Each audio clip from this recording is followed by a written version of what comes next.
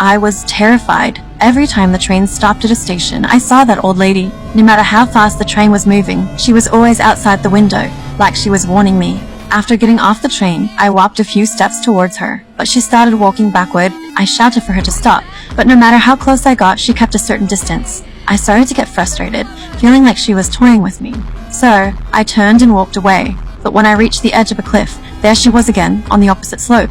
I tried to escape, but no matter which way I went, she always appeared in my sight, and she kept that suffocating distance. Just when I was about to break, I met a woman hiking nearby. I quickly asked her for help, to find out what the old lady wanted. She agreed to help, but as she got closer to the old lady, something chilling happened. The old lady said something to her, and the woman looked back at me.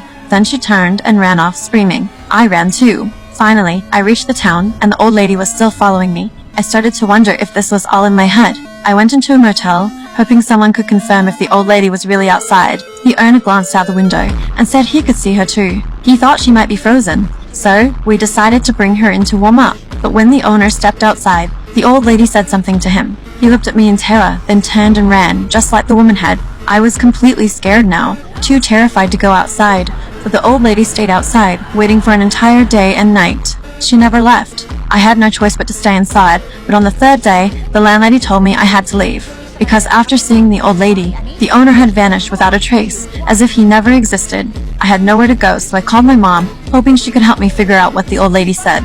As long as we stayed on the phone, I knew my mom wouldn't be fooled. But when she approached the old lady, the voice on the phone started to fade, until all I could hear was static. I realized something was wrong. I screamed for her to cover her ears, but it was too late. My mom, like everyone else, was now under the old lady's spell. She looked at me with terror, then ran off. When I reached the corner, I saw my mom in a car, looking at me with disgust, before driving away without a word. Since then, I've never been able to contact my mom again. She vanished, like she never existed. A year later, I found a paranormal research group hoping they could solve this. I told them everything about the old lady, how only I could see her, and how she always kept a distance of 73 yards, the furthest you can clearly see and still hear. That's why I never understood what she was saying. They tried using high-definition cameras to capture her, but no matter how close they got, the photos were always blurry.